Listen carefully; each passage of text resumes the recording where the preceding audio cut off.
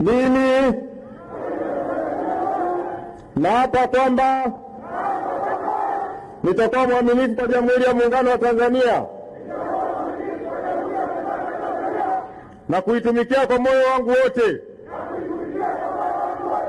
na kwamba nitahifadhi,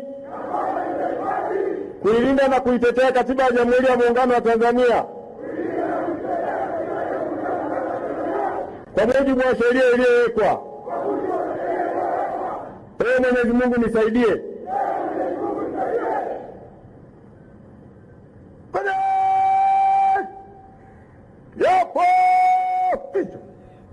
Mpenzi mtazamaji wa Usalama TV, maafisa hawa wapya wameshakula kiapo cha utii na wataimba wimbo wa maadili wa afisa wa polisi. Tunafuatilia.